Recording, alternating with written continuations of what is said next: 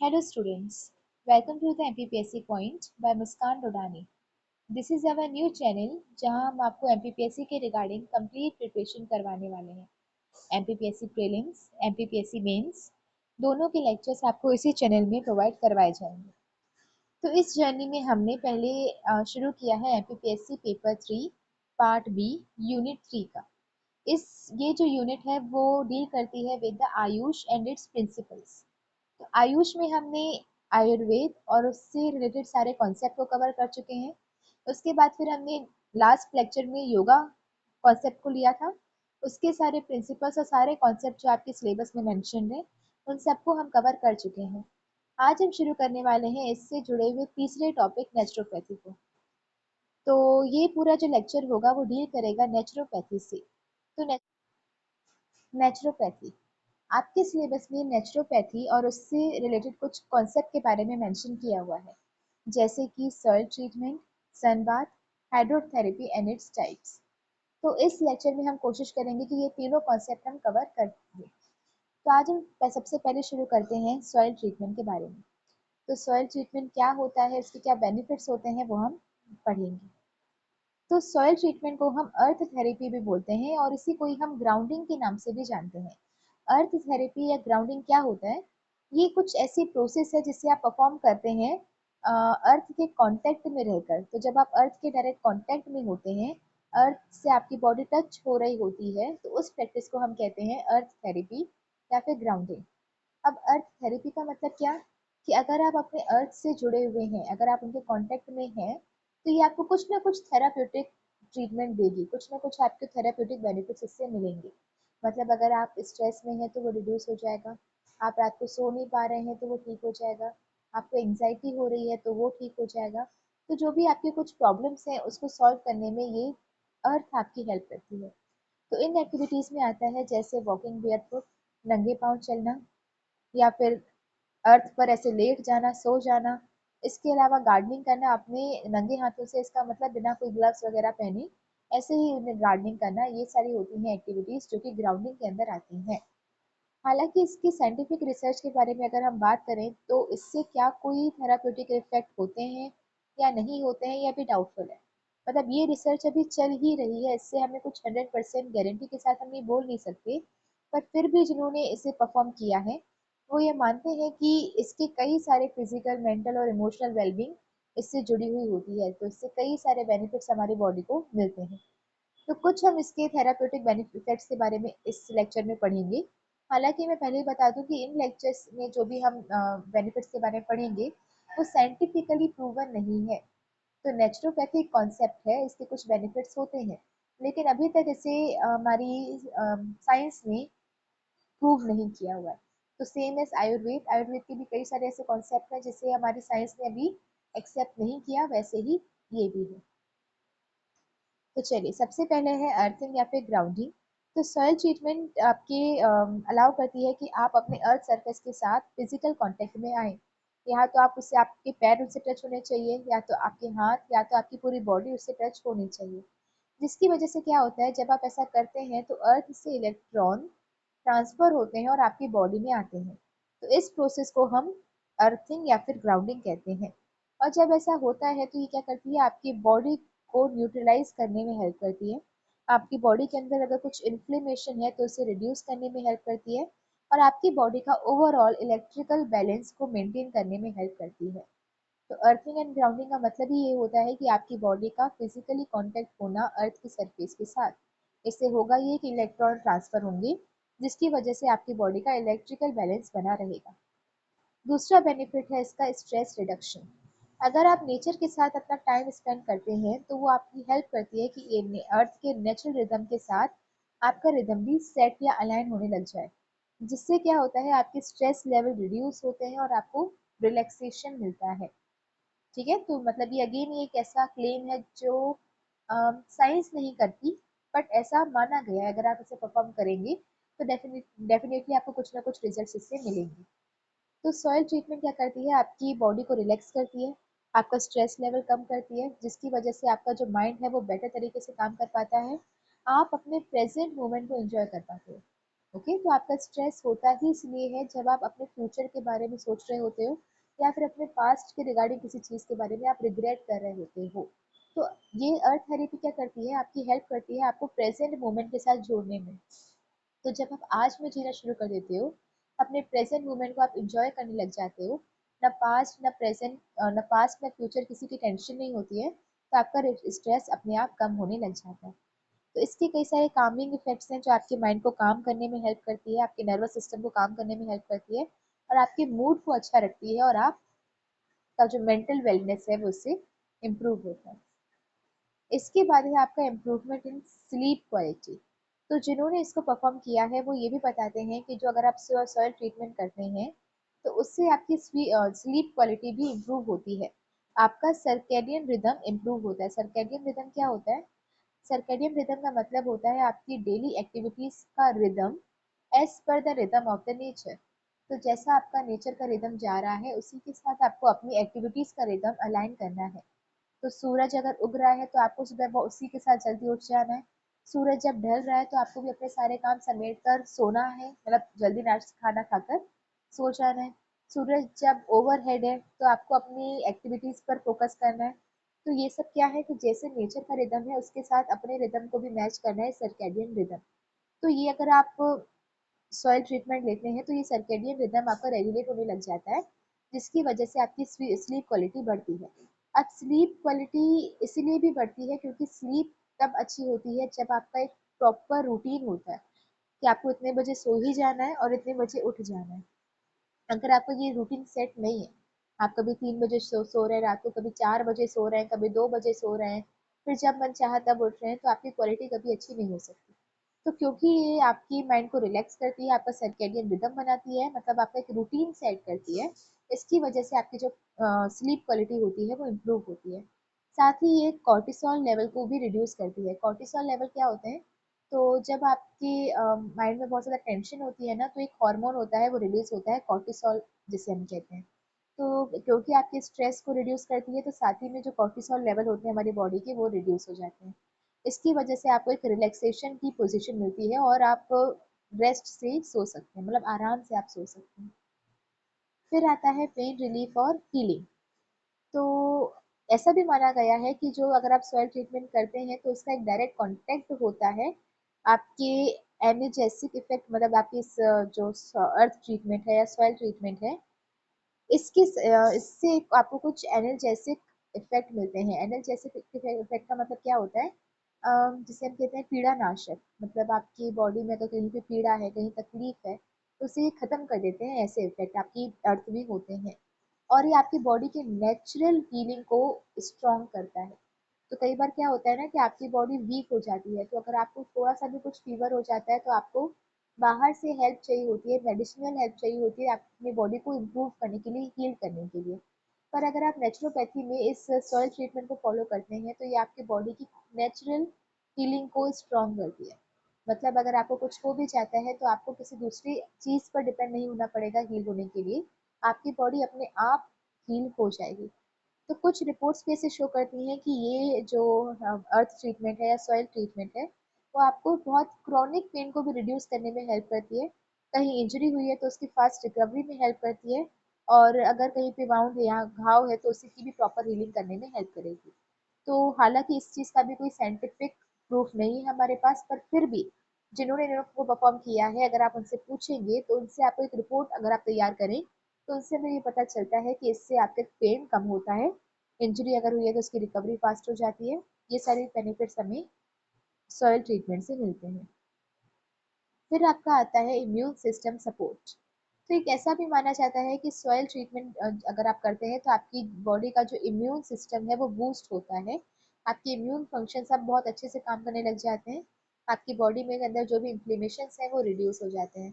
हालांकि इसमें भी हमें ज़्यादा रिसर्च की ज़रूरत है इसके पूरे मैकेनिज्म को समझने के लिए। मतलब ऐसा तो माना गया है कि अगर आप इसे परफॉर्म करेंगे तो इम्यून सिस्टम बढ़ेगा, पर एग्जैक्टली कैसे वर्क करता है, एग्जैक्टली ऐसा क्या होता है हमारी बॉडी में जिसकी वजह से हमारा इम्यून सिस्टम बढ़ता है, ये अभी तक पता नहीं लगाया गया है।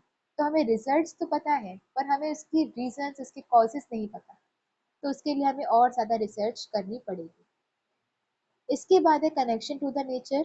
सॉइल ट्रीटमेंट आपका कनेक्शन बिठाता है नेचर के साथ, क्योंकि हमने क्या कहा कि आपको नंगे पाँव चलना है सॉइल पर, आपको अपने हैंड के डायरेक्ट मतलब अपने जो सॉइल है उससे डायरेक्ट कांटेक्ट में लाना है अपनी बॉडी को, अपने हैंड्स को। तो इससे क्या होता है, आप अपने नेचर के कुछ ज़्यादा क्लोज जाते हैं। और जब आप नेचर के क्लोज जाते हैं तो नेचुरल एलिमेंट्स की आप एप्रिसिएशन करना सीख जाते हैं। तो ये जो कनेक्शन होता है ना आपका नेचर के साथ, वो आपकी ओवरऑल वेलबींग को प्रमोट करता है। तो कभी भी आप देखेंगे कि आप कितने भी स्ट्रेस में हो, अगर आप समुद्र किनारे बैठ जाएं, अगर आप किसी पार्क में चले जाएं, अगर आप जमीन पे किसी टाइम कभी कभी लेट जाएं, तो इससे एक अलग ही आपको रिलैक्सिंग इफेक्ट्स मिलते हैं। आई डोंट नो ऐसा क्यों होता है, पर ऐसा होता है। तो कभी भी आपने अगर बिना कुछ नीचे बिछाए ऐसे ही जमीन पर लेट गए हो, तो उससे एक अलग ही सुकून आपको मिलता है। तो ये सब क्या करते हैं, नेचर के साथ आपका डायरेक्ट कांटेक्ट जोड़ते हैं।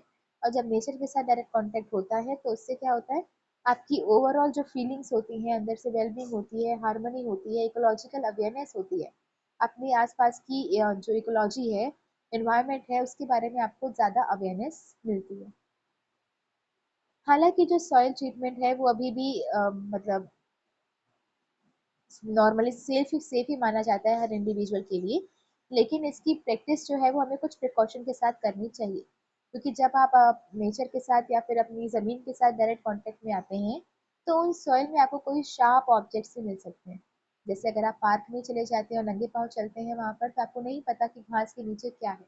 या अगर आप जमीन पर चल रहे हैं तो आपको नहीं पता कि वहाँ पे कितने छोटे छोटे पार्टिकल्स हैं, ग्लास के टूटे हुए कांच के टुकड़ों के, या फिर वहाँ पर आपके कोई बैक्टीरियाज हो सकते हैं वहाँ पे छोटे छोटे, स्पेशली अभी बारिश के टाइम पे कुछ कीड़े हो सकते हैं। तो इसकी वजह से हालांकि ये सेफ तो होता है, पर आपको इसमें बहुत सारे प्रिकॉशंस लेने होते हैं, ताकि इन शार्प ऑब्जेक्ट की वजह से, किसी पैरासाइट की वजह से, या किसी एसिड की वजह से, किसी टॉक्सिन की वजह से आपकी बॉडी को हार्म नहीं हो। और स्पेशली आपको ये ध्यान रखना होता है कि जब भी आप ये सॉइल ट्रीटमेंट लें, तो उसके बाद आते ही आप हाइजीन मेंटेन करें। तो अगर आप मिट्टी अगर आपके बॉडी में लग गई है तो आप उसे प्रॉपरली क्लीन करें। इनसे ऐसा नहीं कि अगर आपके यहाँ मतलब पैर में हाथ में मिट्टी है तो आप उसी के साथ फिर नाश्ता कर रहे हैं, उस वही आपकी बॉडी में धो नहीं रहे हैं, वैसे ही आपकी बॉडी में मिट्टी लगी हुई है। तो ये ऐसा नहीं करना है। तो आपको स्पेशली इस बात का ध्यान रखना है कि अगर आप ये करते हैं तो आपको स्पेशली हाइजीन का ध्यान रखना पड़ेगा। और किसी भी एक नेचुरल थेरेपी अगर आप करने जाते हैं तो ये एडवाइसेबल होता है कि आप अपने हेल्थ केयर प्रोफेशनल से सलाह ले लें। अपने जो भी प्रैक्टिशनर्स हैं आपके आसपास नेचुरोपैथिक के, उनसे एक बार आप सलाह ले लें, ताकि आपको ये पता चल जाए कि कहीं कुछ ऐसा तो नहीं है जिसकी वजह से आपकी बॉडी को कोई एलर्जीज है। स्पेशली अगर आपकी हेल्थ कंडीशन सही नहीं है तो आपको उनसे सलाह लेने के बाद ही वहाँ जाना चाहिए। कई बार ऐसी कोई चीज़ें होती हैं जो हमारी बॉडी को सूट नहीं करती हैं, या फिर हमें उनसे कुछ एलर्जीज होती हैं। कई लोगों को कुछ पर्टिकुलर फ्लावर से एलर्जी होती है, कभी किसी पर्टिकुलर ग्रास से एलर्जी होती है। तो वो सारी चीज़ें आपको पहले डिस्कस कर लेनी चाहिए, फिर ही आपको ये परफॉर्म करनी चाहिए। ओके, तो हमने अभी नेचुरोपैथी का पहला जो कॉन्सेप्ट था सॉइल ट्रीटमेंट, उसके बारे में देखा। आई होप आपको ये बात समझ में आई होगी कि इसका मतलब होता क्या है। एक बार आप फिर से इसको थोड़ा सा रीड करके देखिएगा। अगर आपको ये नहीं समझ में आ रहा है कहीं पर भी, तो you are free to ask in the comment section. Okay, तो next topic under naturopathy is sun bathing. अब सन बाथिंग का मतलब होता है धूप सीखना। तो अगर कुछ टाइम के लिए अगर आप धूप में एक्सपोज्ड हैं, अगर आप धूप में बैठे हैं, वहाँ टाइम स्पेंड कर रहे हैं, तो दैट इज सन बाथिंग। अब सन बाथिंग को अगर आप सेफली और मॉडरेशन में करें, मतलब ना बहुत ज़्यादा टाइम के लिए आप धूप में एक्सपोज हैं, ना बहुत कम टाइम के लिए, अगर मॉडरेटली अगर आप धूप में बैठे हैं तो उससे कई सारे थेराप्यूटिक इफेक्ट्स देखे जाते हैं।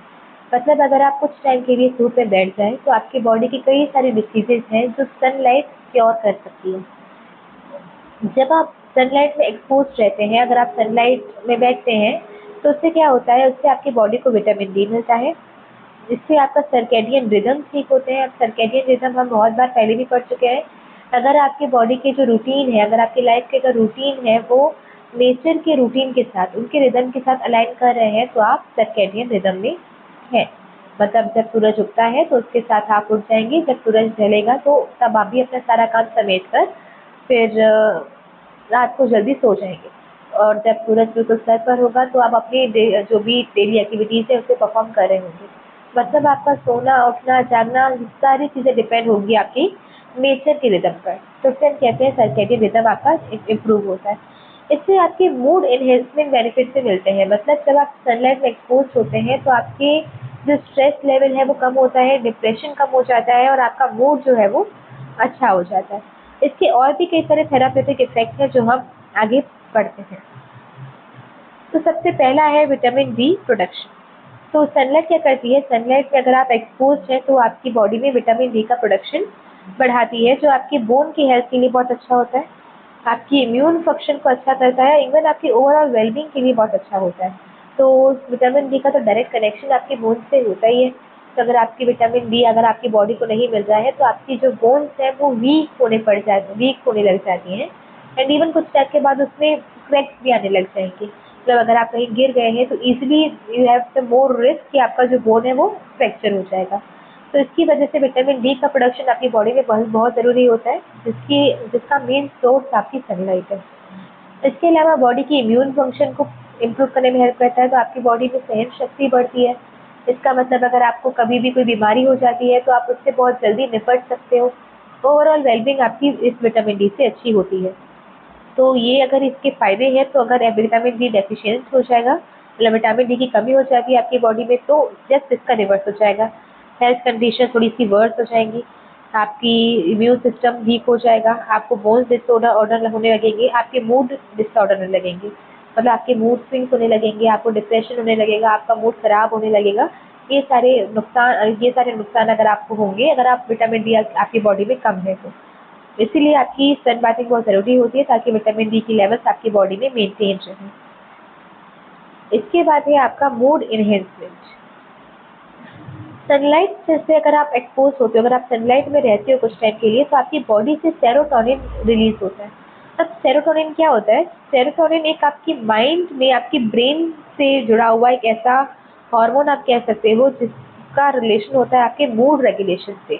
तो आपका मूड अच्छा है, आपका मूड बुरा है, ये आपके सेरोटोनिन के रिलीज पर डिपेंड करता है। ये क्या करता है, सेरोटोनिन का रिलीज करवाता है, जिसकी वजह से आपका जो मूड है वो थोड़ा-सा एनलाइटन हो जाता है, आपको अच्छा फ़ील होने लगता है और आपको एक हेल्दी फ़ील होने लगता है।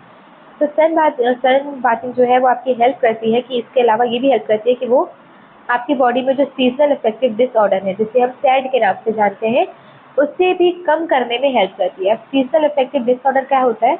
जैसे-जैसे आपके सीज़न बदलते हैं तो उसका कुछ इम्पैक्ट होता है आपके मूड के ऊपर। जब आपके सीज़न बदलता है तो कभी अच्छा मौसम होता है तो आपको अच्छा फ़ील होता है, तो आपकी लाइफ़ में कितनी ही प्रॉब्लम्स हो आप फिर भी रिलैक्स होते हो। और कुछ ऐसा सीज़न होता है जब सब कुछ सही भी चल रहा हो तो भी आपको ऐसा लगता है कि नहीं, कुछ तो कमी है, कुछ तो प्रॉब्लम है। तो वो क्या होता है, सीज़नल अफेक्टिव डिसऑर्डर होता है। और जनरली ये होता कब है, ये विंटर सीज़न में ज़्यादा देखा जाता है। अब विंटर सीज़न में इसलिए भी देखा जाता है क्योंकि विंटर सीज़न में सनलाइट कम होती है। तो जब सनलाइट कम होती है तो सीज़नल अफेक्टिव डिसऑर्डर आपको ज़्यादा होता है, क्योंकि सेरोटोनिन तब बॉडी में रिलीज़ नहीं हो रहा होता है। तो ये क्या करती है, आपकी बॉडी में सेरोटोनिन को रिलीज़ करती है, आपकी जो सीज़नल अफेक्टिव डिसऑर्डर है उन्हें कम करती है, और जो भी डिप्रेशन आपको हो रहे होते हैं उसे भी कम करने की हेल्प करती है। और ये सारी चीज़ें कैसे हो पाती है, क्योंकि सेरोटोनिन रिलीज़ हो रहा है। चलिए, इसके बाद आपका तीसरा जो इससे बेनिफिट है वो है regulation of the circadian rhythm. अब सर्कैडियन रिदम हमने पहले भी देखा कि आपकी जो बॉडी जो नेचुरल सनलाइट, अगर आप सनलाइट में एक्सपोज हो रहे हो तो ये आपकी बॉडी की इंटरनल क्लॉक, मतलब दिनचर्या को सुधारने में आपकी हेल्प करेगी। उसे ही हम सर्कैडियन रिदम बोलते हैं। तो जब सनलाइट एक्सपोज़र आपको सिखाता है कि जब मॉर्निंग होती है, मतलब सनलाइट जब आती है, तो आपको एक सिग्नल मिलता है कि अब आपको उठ जाना चाहिए और अलर्ट हो जाना चाहिए। जब सूरज ढल रहा होता है, मतलब शाम का टाइम होता है, तो ये भी आपके लिए एक सिग्नल होता है कि अब ये टाइम है कि आप अपने सारे काम को समेट लें और सोने की तैयारी कर लें। तो ये जो रेगुलेशन है, ये आपको हेल्प करता है। जब आप नेचर के साथ, नेचर के रिदम के साथ अपने रिदम को मिलाने लग जाते हैं, तो आपको ये हेल्प करता है, अच्छी क्वालिटी स्लीप देता है, मतलब आपको चैन से आराम वाला जो नींद है वो आपको मिलती है इससे, और आपकी जो ओवरऑल आपकी बॉडी में जो एनर्जी है वो अच्छी रहती है। अब क्या होता है कि अगर आपका एक रूटीन बना हुआ है कि आपको कब सोना है, कब उठना है, तो एक प्रॉपर टाइम होते ही आपको नींद आनी शुरू हो जाएगी, और उस केस में आपकी जो स्लीप होती है उसे क्वालिटी स्लीप बोलते हैं। मतलब तब आपको जो नींद आएगी वो सुकून वाली नींद आएगी। लेकिन अगर आपका ये रूटीन नहीं बना हुआ, आप रात को कभी भी सो रहे हैं, 2 बजे, 3 बजे, 4 बजे, सो ही नहीं रहे, सुबह उठ के उठते ही सो रहे हैं या दोपहर को सो रहे हैं पूरा पूरा टाइम और पूरी रात जाग रहे हैं, तो इससे क्या होता है आपको क्वालिटी स्लीप नहीं मिल पाती है। और जब क्वालिटी स्लीप नहीं मिलती है तो उसका डायरेक्ट रिलेशन होता है आपकी बॉडी की एनर्जी लेवल के साथ। तो अगर आपको सुकून वाली नींद आई है तो दूसरा दिन आपका उतना ही प्रोडक्टिव होगा। और अगर आपको आज चैन से नींद नहीं आई, आपको क्वालिटी स्लीप नहीं मिली, तो कल आपकी एनर्जी लेवल डाउन होगी। फ़र्क नहीं पड़ता आप कितना ही काम कर लो, पर आपको एनर्जेटिक फील नहीं होगा। तो that is the relation with the circadian rhythm. Okay, तो आगे बढ़ते हैं। इसके बाद है आपकी स्किन हेल्थ। तो अगर आपको मॉडरेट, अगेन मॉडरेट, तो नेक्स्ट हमारा बेनिफिट है हेल्थ, स्किन हेल्थ। तो अगर आप मॉडरेटली सन एक्सपोज हो, मतलब अगर आप मॉडरेट लेवल पर सन में एक्सपोज हो रहे हो, तो इससे आपको कई सारे स्किन बेनिफिट्स भी मिलते हैं। तो आपकी स्किन की हेल्थ जो है वो इम्प्रूव होने में हेल्प करती है सन बाथिंग। तो जब आप सनलाइट में एक्सपोज होते हो तो जो सनलाइट है वो आपकी बॉडी में विटामिन डी का प्रोडक्शन करती है, और जब आपकी बॉडी में विटामिन डी आती है तो उस विटामिन डी के कई सारे स्किन बेनिफिट्स होते हैं। इसके अलावा जब आप स्किन सनलाइट में एक्सपोज होते हो तो कई सारी आपकी स्किन डिसीजेज ऐसी होती हैं जो सनलाइट में जाने से ही ठीक हो जाती है। या आप अगर रेगुलरली सनलाइट में जा रहे हो, वहाँ पे कुछ टाइम स्पेंड कर रहे हो, तो इससे क्या होता है कुछ ऐसी स्किन डिसीजेज होती हैं जो आपको कभी नहीं हो सकती। तो वो उनमें से कुछ एग्जांपल्स है सोरियासिस, एक्जिमा और acne. Sorry for my pronunciation अगर ये गलत है। तो एक है सोरियासिस, एक्जिमा और एक्ने। सोरियासिस वो कंडीशन होती है जब आपकी स्किन थोड़ी सी ड्राई होने लग जाती है। एक्जिमा वो कंडीशन होती है जब आपकी स्किन में थोड़े से पैचेस हो जाते हैं या थोड़े स्पॉट्स हो जाते हैं, इचिंग होने लगती है, तो वो एक्जिमा है। और एक्ने तो हम सब जानते हैं, फेस पर आपकी जो मार्क्स होने लगते हैं वो होते हैं एक्ने। तो ये सारी कंडीशंस ठीक हो पाती हैं अगर आप सन में मॉडरेटली अगर आप जा रहे हैं, मतलब कुछ टाइम पे जो आप सन में सनलाइट में स्पेंड कर रहे हैं। पर अगर आपने कुछ ज़्यादा ही एक्सपोजर हो गया, कुछ ज़्यादा वक्त ही अगर आप सनलाइट में बिताने लगे, तो इवन ये सारी कंडीशन वर्स भी हो सकती है और आपका एक्ने ज़रूरत से ज़्यादा बढ़ भी सकता है, एक्जिमा भी बढ़ सकता है और सोरियासिस भी बढ़ सकती है। तो कुछ हद तक ये क्योर भी करती है, पर अगर आपने एक्सेसिवली ही वहाँ पे धूप में बैठ गए तो ये बढ़ भी सकती है। नेक्स्ट आपका बेनिफिट है बूस्टेड इम्यून फंक्शन, और ये भी इसलिए होता है क्योंकि विटामिन डी आपकी बॉडी में जनरेट होता है। तो अगर आप सनलाइट में हैं तो इसकी कुछ आपकी जो इम्यून सिस्टम है वो भी बूस्ट होता है। तो वो भी इसलिए होता है क्योंकि आपकी बॉडी में विटामिन डी प्रोड्यूस हो रहा है। तो अगर आपकी बॉडी में अच्छे लेवल पर विटामिन डी है तो इससे आपका इम्यून सिस्टम बूस्ट होता है, और वो इम्यून सिस्टम आपकी बॉडी की हेल्प करता है कि अगर आपको कभी भी कोई बीमारियां होंगी, इन्फेक्शन होंगे, तो आपकी बॉडी इससे लड़ पाएगी। चलिए, इसके नेक्स्ट आपका बेनिफिट है पेन रिलीफ।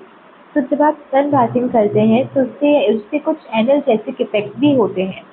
अब एनाल्जेसिक इफेक्ट का मतलब क्या होता है, ये एक पेन रिलीवर की तरह काम करता है, मतलब ये एक पीड़ानाशक की तरह काम करता है। इसके कई सारे मतलब बहुत सारे हमारी बॉडी के जो पेन होते हैं ना वो सिर्फ धूप में बैठने से ही ठीक हो जाते हैं। तो कई बार आप देखेंगे कि सर्दियों के टाइम पर हमें मसल पेन ज़्यादा होता है, जो हमारी जो जॉइंट्स हैं वो अकड़ने लगते हैं, मतलब घुटने में दर्द ज़्यादा बढ़ जाता है। ये सब क्यों होता है, क्योंकि आपको सनलाइट एक्सपोज नहीं हो पा रही होती है। तो अगर आपको सनलाइट में थोड़ी देर बैठ जाओगे तो कुछ काफ़ी सारे तरह के पेन होते हैं जो सिर्फ सनलाइट से ही ठीक हो जाते हैं। तो उसमें आपकी मसल के दर्द, आपकी जॉइंट का अकड़ जाना, ये सारी चीज़ें शामिल हैं। तो ये जब आप सनलाइट में एक्सपोज होंगे तो आपकी मसल्स रिलैक्स होती हैं। आप, और ये इसलिए हो पाता है क्योंकि आपकी बॉडी जब धूप में होती है तो वो एंडोर्फिन भी रिलीज करती है। तो जब आपकी बॉडी से एंडोर्फिन रिलीज होता है तो एंडोर्फिन होता क्या है, आपकी बॉडी का एक नेचुरल पेन रिलीवर होता है। तो आपकी बॉडी में खुद में क्षमता होती है कि वो अपने दर्द को खत्म कर सकती है, रिलीव कर सकती है, और वो क्या है, एंडोर्फिन से। तो जब आप धूप में बैठते हैं तो आपकी बॉडी से एंडोर्फिन रिलीज होते हैं और ये अपने बॉडी को अपने आप रिलीव करने में हेल्प करती है। ओके, तो हालांकि सन बाथिंग के कुछ थेरापेटिक इफेक्ट भी हमें देखे कि कई सारे बेनिफिट्स भी होते हैं, पर ये सब तभी हो पाएंगे अगर आप उसको सेफ्टी मेजर्स के साथ और मॉडरेशन में परफॉर्म कर रहे हो। अगर आप इसको एक्सेस परफॉर्म कर लोगे तो आपको सनबर्न भी हो सकता है, आपकी स्किन डैमेज हो सकती है, एंड इवन आपको एक वर्स कंडीशन स्किन कैंसर भी हो सकता है। तो इसलिए हमेशा आपको ये एडवाइस किया जाता है कि आप उसे मॉडरेट लेवल पर ही करें। बहुत ज़्यादा एक्सपोज, कोई भी चीज़ ज़्यादा करोगे, अति करोगे तो वो खराब ही होने वाली है। और ख़ास करके जब आप ये आयुष के कोई भी प्रिंसिपल्स में देखेंगे तो आपको उसे मॉडरेट लेवल पे करना बहुत ज़रूरी होता है ना। बहुत सारे आपको केयर रखनी पड़ती है, प्रिकॉशंस रखने पड़ते हैं इसे परफॉर्म करते टाइम। तो वैसे ही इसमें भी है। तो इसलिए आपको ये बोला जाता है कि अगर आप पीक सनलाइट आवर्स में हैं, मतलब अगर आप दोपहर के 12 बजे की बात कर रहे हैं, अगर आप बिल्कुल धूप निकली हुई है बहुत तेज़, तो उस टाइम पर आपको एक्सपोज़ नहीं होना चाहिए। उस टाइम पर इवन आप अगर धूप में निकलना भी पड़ तो इवन अगर आपको धूप में निकलना भी पड़ रहा है उन पीक आवर्स में, तो आप अपने कुछ प्रोटेक्टिव क्लॉथ्स पहन लें, अगर आप अपने ग्लव्स पहन लें या फिर अपना फेस कवर कर लें। और जब जो सूरज की रोशनी थोड़ी सी कम होने लगे, तब आप धूप में एक्सपोज हो, मतलब तब आप धूप में जाए, कुछ टाइम वहाँ पे स्पेंड करें।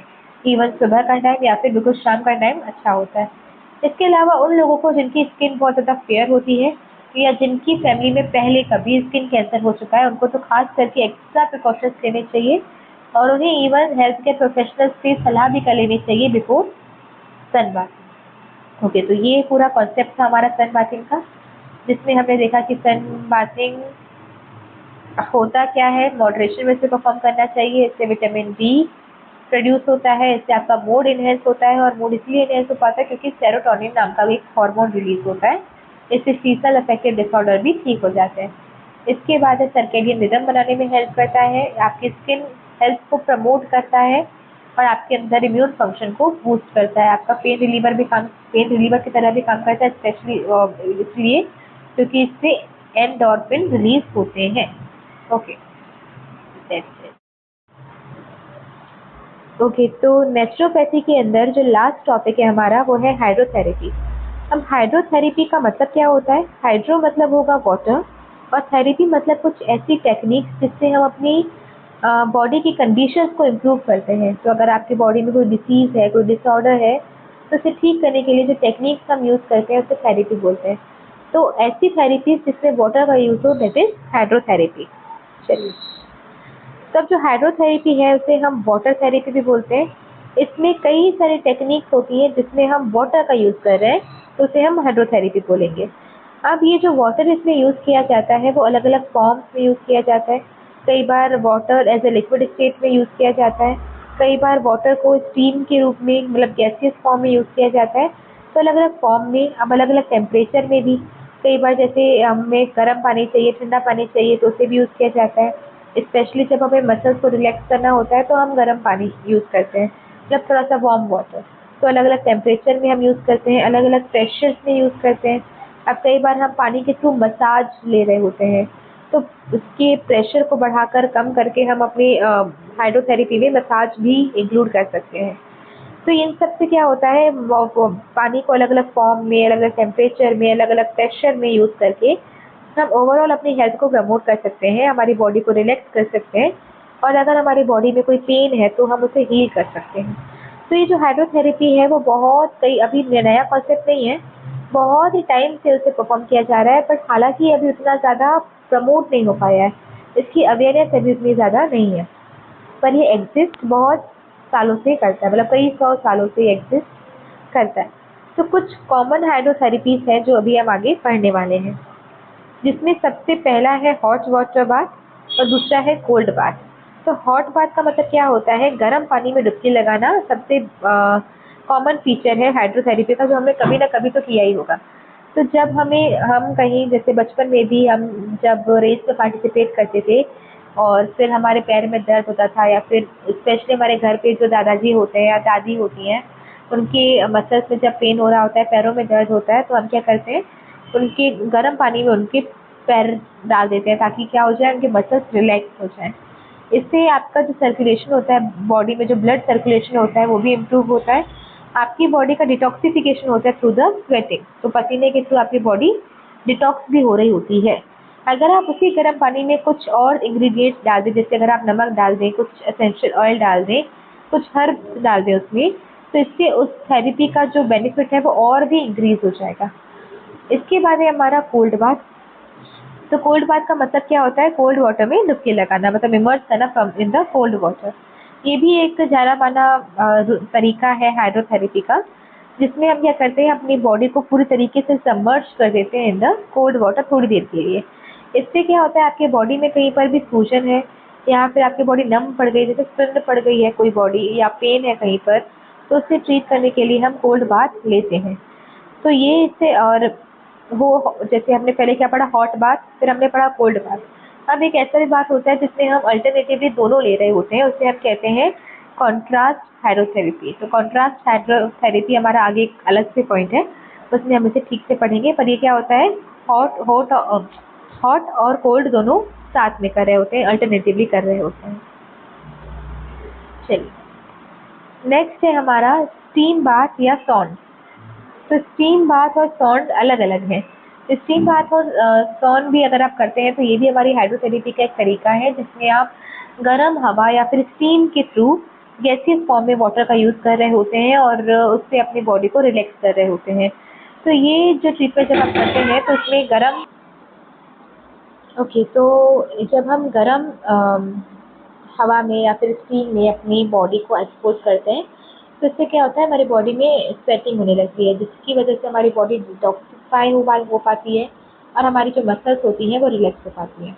अब जो स्टीम बात है वो अलग होता है, सॉन अलग होता है। सॉन में टिपिकली हम क्या करते हैं, ड्राई हीट को यूज़ करते हैं, मतलब इसमें जो हवा हमें आती है वो बिल्कुल वो जैसी होती है, ड्राई होती है, इसमें कोई मॉइस्चर नहीं होता। जबकि जब आप स्टीम बाथ करते हैं तो उसमें मॉइस्चर होता है। तो स्टीम बाथ में हमें मॉइस्ट हीट मिलती है और सॉन में हमें ड्राई हीट मिलती है, और दोनों ही जो है वो आपकी क्या करते हैं, दोनों के ही कुछ अलग अलग बेनिफिट्स होते हैं। जैसे कई बार आपने सुना होगा या शायद पढ़ा होगा कि जब आप स्टीम लेते हैं तो आपकी बॉडी में आपकी स्किन जो है वो इम्प्रूव होती है। कई बार हम क्या करते हैं कि जब पिंपल्स ज़्यादा निकलने लगते हैं या बॉडी में इम्प्योरिटीज आने लगती हैं फेस में, तो हम स्टीम लेने लगते हैं। इससे क्या होता है, आपकी स्टीम लेने से आपकी स्किन हेल्थ इम्प्रूव होती है, आपकी बॉडी रिलैक्स होती है, स्ट्रेस कम होता है, और साथ ही में आपकी हार्ट ब्लड से रिलेटेड भी आपके कुछ बेनिफिट इससे मिलते हैं।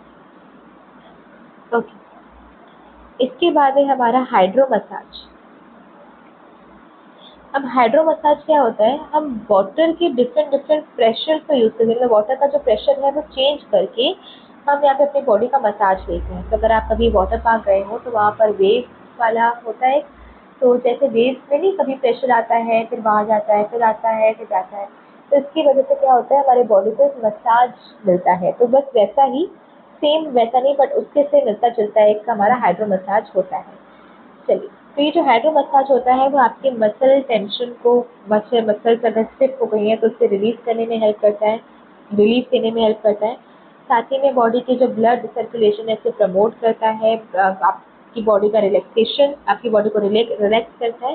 और ये जनरली आपको वर्लपूल बाथ में मिलता है। अब ये जो है ना यहाँ पे दिखाया गया है वो वैसा ही है। तो यहाँ पर एक पानी है जहाँ पर आप लेट जाते हो और इस पानी के अंदर ही कुछ होल्स होते हैं जो आपके वाटर प्रेशर को इंक्रीज और डिक्रीज करने में हेल्प करते हैं।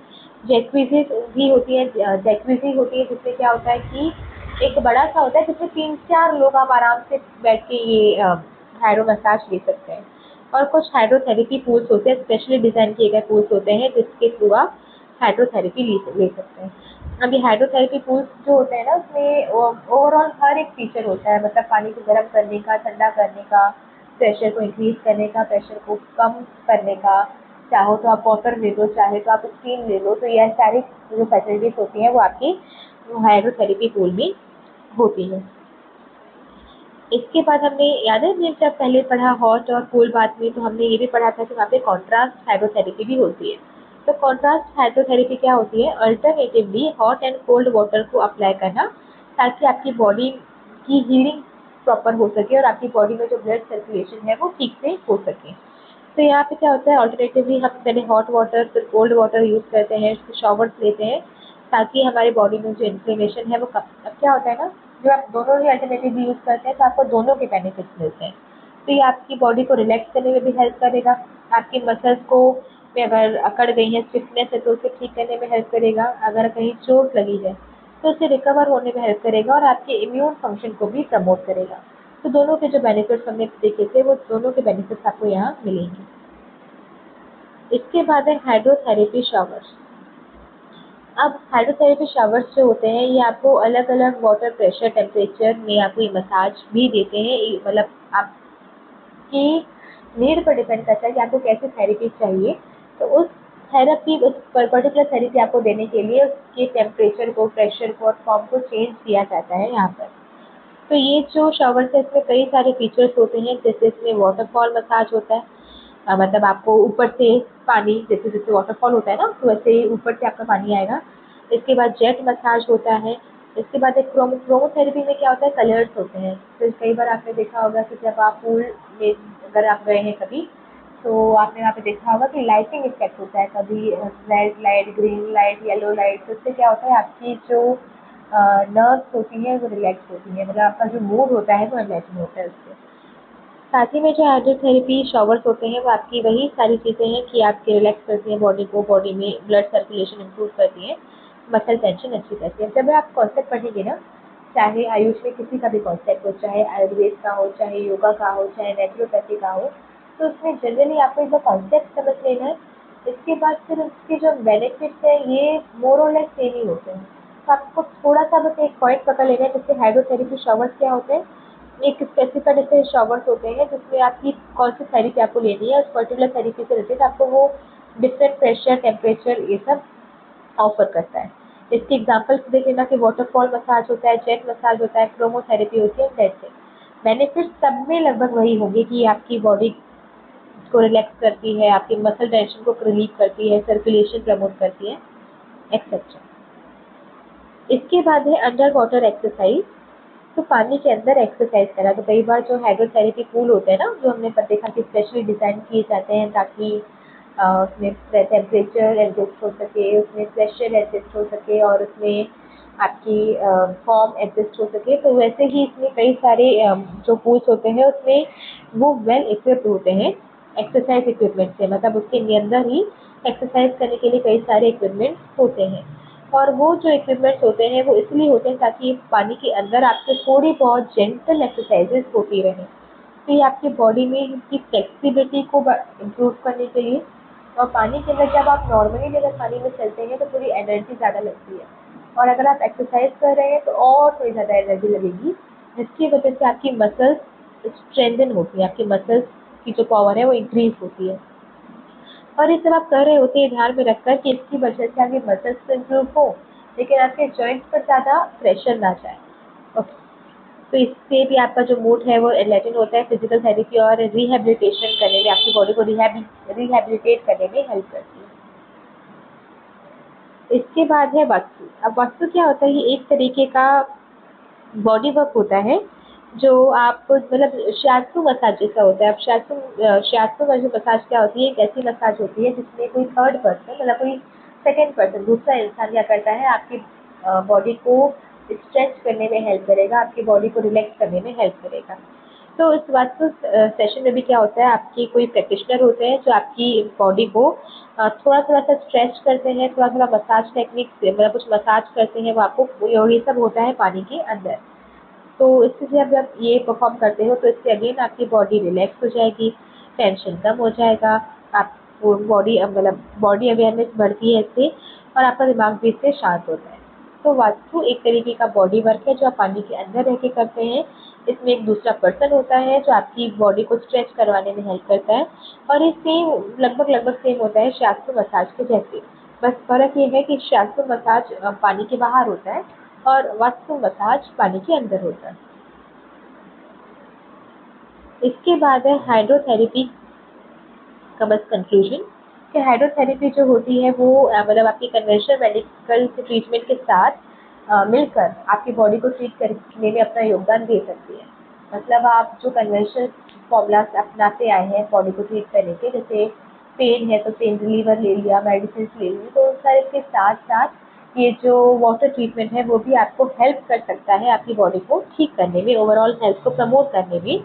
लेकिन ये ज़रूरी होता है कि आप इसे करने से पहले किसी प्रोफेशनल से डिस्कस कर लें, कंसल्ट कर लें, और इवन स्पेशली तब जब आपकी ऑलरेडी कुछ हेल्थ कंडीशंस वर्सन चल रहे हो या हेल्थ कंसर्न्स हो, कुछ आपको अस्थमा है, आपको ठंड में नहीं जाना, ठंडे पानी में नहीं जाना, या ऐसी कुछ कंडीशन है अगर, तो उसके लिए ज़रूरी है कि आप पहले प्रैक्टिशनर से डिस्कस कर लें। ठीक है, तो हमने इसमें पढ़ा भी पूरा हाइड्रोथेरेपी के बारे में। तो हाइड्रोथेरेपी क्या होती है, हाइड्रोथेरेपी के क्या क्या बेनिफिट्स होते हैं और क्या क्या उसमें प्रॉब्लम्स हो सकती है, क्या क्या प्रिकॉशंस लेने ज़रूरी होते हैं। तो उसमें हमने कुछ हॉट बाथ, कोल्ड बाथ, इसके अलावा स्टीम बाथ सॉन, इसके अलावा हमने हाइड्रो मसाज देखा, कॉन्ट्रास्ट हाइड्रोथेरेपी देखी जिसमें हमने अल्टरनेटिवली हॉट एंड कोल्ड दोनों किया था, दोनों वाटर में हमने इमर्शन किया था। इसके बाद हाइड्रोथेरेपी शॉवर्स थे, इसके बाद अंडर वाटर एक्सरसाइज है, वात्सु है जो शियात्सु के जैसी ही है, बस दैट्स इट। ओके, तो हाइड्रोथेरेपी का जो लास्ट टॉपिक है वो है इफेक्ट्स ऑफ हाइड्रोथेरेपी। ये हमारे लेक्चर का भी लास्ट पॉइंट रहेगा और नेचुरोपैथी भी यहाँ पर अब खत्म होता है। तो हाइड्रोथेरेपी होता क्या है वो अभी हमने जाना। अब इसके इफेक्ट्स भी इससे कुछ अलग नहीं है, तो अभी तक आपने जो पढ़ा है बस उसको यूटिलाइज करके हम पॉइंट वाइज देखेंगे कैसे अरेंज करना है, वही इसके इफेक्ट्स ऑफ हाइड्रोथेरेपी हो जाएंगे। तो इसमें सबसे पहला आता है आपका पेन रिलीफ। तो हाइड्रोथेरेपी को जब आप परफॉर्म करते हैं तो वो आपकी बॉडी को हेल्प करता है, आपकी मसल्स को स्ट्रॉन्ग करता है, आपकी जो जॉइंट सेल्स की स्टिफनेस को या फिर जो अकड़ जाती है हमारी जॉइंट्स उसे रिलीज करने में हेल्प करता है। तो अगर आप गर्म पानी में इमर्स होते हैं तो आपकी मसल्स रिलैक्स हो जाती हैं, जबकि अगर आप ठंडे पानी में जाते हैं तो आपका नम, अगर आपकी बॉडी हो गई है नम हो गई है या फिर जिसे कहते हैं सुन्न पड़ गई है या फिर इन्फ्लेमेशन हो गया, सूजन आ गई है कहीं पर, तो उसे ठीक करने में ये हेल्प करता है। इसके बाद है आपकी बॉडी का सर्कुलेशन को इम्प्रूव करने में हेल्प करेगा। तो अगर आप alternatively hot and cold water में जा रहे हैं, जैसे हमने कॉन्ट्रास्ट देखा था अभी, तो अगर आप alternatively hot and cold water में जा रहे हैं तो इससे आपकी बॉडी का जो सर्कुलेशन है, ब्लड सर्कुलेशन है वो प्रमोट होता है। आपकी बॉडी में लिम्फ्स होते हैं, आपने पढ़ा होगा ब्लड फ्लो के लिए लिम्फ्स होते हैं, उसका ड्रेनेज मतलब उसमें जो आपका ब्लड फ्लो कर रहा है वो इम्प्रूव होगा और आपका ओवरऑल आपकी बॉडी में जो ब्लड सर्कुलेशन हो रहा है, ब्लड का जो ऑक्सीजन कैरिंग कैपेसिटी है, वो सारी चीज़ें इसमें प्रमोट होती है और ये आपकी बॉडी को नेचुरली डिटॉक्सिफाई करने में हेल्प करता है, आपकी बॉडी में जितनी भी टॉक्सिन्स हैं उसे रिमूव करने में हेल्प करता है। इसके बाद है रिलैक्सेशन एंड स्ट्रेस रिडक्शन। अगर आप गर्म पानी में कुछ टाइम बैठते हैं या फिर जिस भी आपकी बॉडी पार्ट में प्रॉब्लम है या फिर पेन है या फिर स्टिफनेस है, अगर आप उसे गर्म पानी में डालते हैं या फिर कुछ टाइम के लिए छोड़ देते हैं तो उससे वो आपकी वो पोर्शन और उसकी मसल्स रिलैक्स हो जाती हैं। आपकी स्ट्रेस लेवल भी इवन कम हो जाते हैं। अगर आप पूरी तरह से इसमें डूब रहे हैं या फिर आपने पूरी तरह से आपने इसमें डुबकी ले रहे हैं तो क्या हो जाता है, आपके स्ट्रेस लेवल रिड्यूस होते हैं, आपकी मेंटल वेलनेस, आपकी इमोशनल वेलनेस इससे इम्प्रूव होती है, आपके नर्वस सिस्टम को, ब्रेन सिस्टम को आपको ठीक करने में हेल्प करता है। एंग्जाइटी, डिप्रेशन ऐसा कुछ है आपको तो वो ठीक करने में आपकी हेल्प करता है। इसके बाद है आपकी मसल्स को रिहैबिलिट करने में हेल्प करता है। तो अगर आप पूरी तरह से थक चुके हो तो फिर से रिजुविनेट करने में, रिपेयर करने में आपकी हेल्प करता है। तो हाइड्रोथेरेपी कई बार एक रिहैबिलिटेशन प्रोग्राम की तरह भी यूज़ किया जाता है ताकि आपको अगर कोई बहुत बड़ी इंजरी हुई थी, कभी कोई सर्जरी हुई थी या आपकी कोई हेल्थ कंडीशन बहुत वर्स हो चुकी थी कभी, तो उससे बॉडी को फिर से रिकवर करवाने के लिए ये हाइड्रोथेरेपी का यूज़ किया जाता है। तो वाटर के जो बर्सें होती है या फिर इसकी जो मूवमेंट्स होती हैं वो क्या करती है, ग्रेविटी के इफेक्ट को कम कर देती हैं, जिनकी वजह से आपकी बॉडी की जेंटल एक्सरसाइज होती रहती है, नॉर्मल मूवमेंट्स होती रहती हैं एंड इवन ये आपके मसल्स को बहुत ज़्यादा स्ट्रॉन्ग करती हैं विदाउट हैम्परिंग योर जॉइंट्स। तो जॉइंट्स को कोई गलत इफेक्ट दिए बिना आपके मसल्स को स्ट्रॉन्ग करती है हाइड्रोथेरेपी और ये आपकी बॉडी की फ्लेक्सिबिलिटी को बढ़ाती है, आपकी बॉडी की स्ट्रेंथ को बढ़ाती है। ये सारे काम आपके हाइड्रोथेरेपी के होते हैं। इसके अलावा आपकी इम्यून फंक्शन को स्ट्रॉन्ग करने में हेल्प करती है। तो जब आप हाइड्रोथेरेपी को परफॉर्म करते हैं तो आपकी बॉडी की जो इम्यून सिस्टम है वो इंक्रीज होती है। तो इस इम्यून सिस्टम का मतलब क्या होता है, अगर ये इम्प्रूव हो गई या फिर स्ट्रॉन्ग हो गई तो आपकी बॉडी को इन्फेक्शन से रेसिस्ट करने की पावर इंक्रीज हो जाएगी। तो अगर आप alternatively hot and cold water में जा रहे हैं तो आपकी बॉडी में वाइट ब्लड सेल्स का फॉर्मेशन बढ़ जाता है। इससे आप स्पेशली याद रखिएगा क्योंकि जब हम ये पढ़ते हैं नेचुरोपैथी तो इसमें आपको कुछ अलग से पॉइंट याद करने या नहीं होता, मतलब सब कुछ बहुत जनरल चल रहा होता है। तो जब भी अगर आपको कोई ऐसे पॉइंट मिले जो बहुत स्पेसिफिक है तो उसे आप खास करके याद रखें। तो अगर आप ये alternatively hot and cold water में जा रहे हैं, मतलब अगर आप कॉन्ट्रास्ट हाइड्रोथेरेपी कर रहे हैं तो उसके लिए तो उससे क्या होता है, वाइट ब्लड सेल्स आपकी बॉडी में बढ़ते हैं और वाइट ब्लड सेल्स क्या कहते हैं, आपकी बॉडी का नेचुरल डिफेंस होते हैं।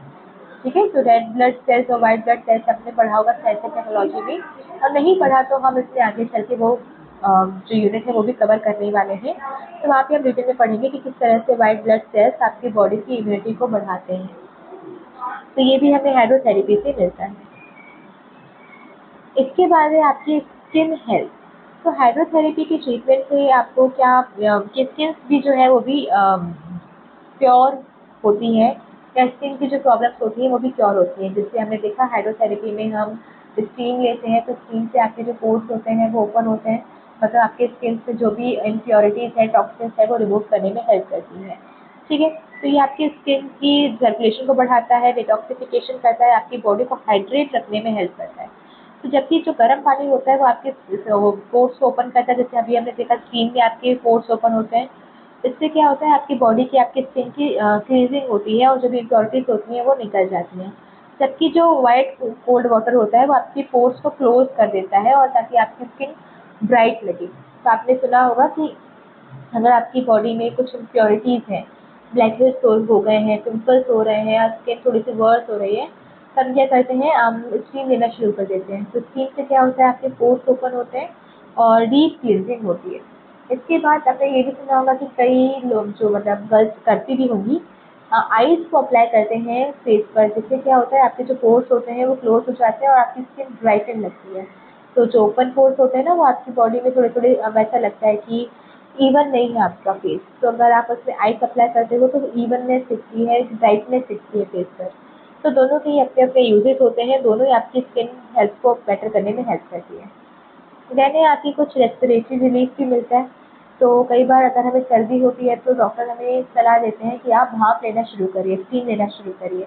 तो जब हम स्टीम लेते हैं, इनहेल करते हैं, तो उससे क्या होता है आपको रिलीफ मिलना शुरू हो जाता है, रेस्पिरेटरी कंडीशन आपकी ठीक होने लगती है। तो जब आपको कंजेशन होता है, साइनस होता है, ब्रोंकाइटिस होता है, अस्थमा होता है इवन, तो इन सारी कंडीशंस को ठीक करने के लिए स्टीम बहुत ज़्यादा ज़रूरी होती है।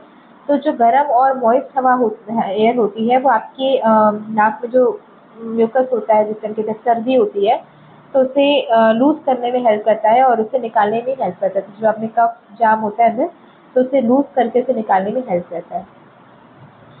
इस तरीके से आपके जो नेज़ल पैसेज होते हैं, मतलब जो सांस लेने की जगह होती है, पैसेजेस होते हैं, वो क्लियर हो जाते हैं और जो भी आपको इरिटेशन हो रही होती है वो ठीक हो जाती है। इसके बाद है आपकी ये जो हाइड्रोथेरेपी है वो डाइजेशन को भी सपोर्ट करता है। तो जो हाइड्रोथेरेपी की ट्रीटमेंट है, जैसे कि एब्डोमिनल कंप्रेस करना, कॉन्ट्रास्ट बाथ करना, मतलब हॉट एंड कोल्ड वाटर को अल्टरनेटिवली बाथ करना, मतलब में नहाना, ये क्या करते हैं आपके डाइजेशन को भी इम्प्रूव करने में हेल्प करते हैं। तो जब आप गर्म पानी को अप्लाई करते हो अपनी बॉडी में, या गर्म पानी में अगर आप चाहते हो तो आपके एब्डोमिनल की मसल, मतलब जो स्टमक के एरिया के अराउंड जो मसल्स होती हैं वो रिलैक्स होती हैं, जिसकी वजह से आपकी जो पेरिस्टालसिस है वो स्टिमुलेट होती है। इससे क्या होता है कि जो खाना आपने खाया है वो जल्दी डाइजेस्ट होने लग जाता है। जबकि कोल्ड वाटर क्या करता है आपकी बॉडी में जो इन्फ्लेमेशन होती है, ब्लोटिंग होती है, उसे रिड्यूस करने में हेल्प करता है। तो कई बार हमें क्या होता है ना कि हम जैसे बाहर जाते हैं कभी घूमने के लिए, तो वहाँ पे हम उटपटांग बहुत कुछ खा लेते हैं, तो हमारे बॉडी में ब्लोटिंग आ जाती है, तो उसकी वजह से वो भी हमें रिलीफ करने में ये हेल्प करता है। तो ओवरऑल हमने देखा कि हाइड्रोथेरेपी आपको बहुत सारे बेनिफिट्स देता है। आपकी जो नेचुरली आपकी बॉडी को हील करना, आपको रिलैक्स करना, मसल्स को शांत करना, आपकी कंसंट्रेट मतलब आपके जो नर्व सिस्टम है उसे रिलैक्स करना, आपके मूड्स को ठीक रखना, तो ये सारी चीज़ें आपको हाइड्रोथेरेपी देती है। लेकिन इसे परफॉर्म करने के लिए, जैसे हमने बाकी सब में भी देखा, तो इसमें भी इसे परफॉर्म करने के लिए आपको सबसे पहले किसी हेल्थ केयर प्रोफेशनल से सलाह लेनी चाहिए। खास करके तब जब आपकी कंडीशन कुछ वैसी हो, आपकी हेल्थ कंडीशन उतनी अच्छी ना हो, तो आपको सबसे पहले डॉक्टर से या किसी फिजिशियन से या किसी प्रोफेशनल से सलाह लेनी चाहिए कि और उनकी कंडीशन के अकॉर्डिंगली, उनकी प्रिस्क्राइब्ड मैनर के अकॉर्डिंगली आपको हाइड्रोथेरेपी लेनी चाहिए। तो यहाँ पर हमारा नेचुरोपैथी और हाइड्रोथेरेपी पूरा कॉन्सेप्ट खत्म होता है। Thank you for watching. If you like our video, then please like, subscribe and share.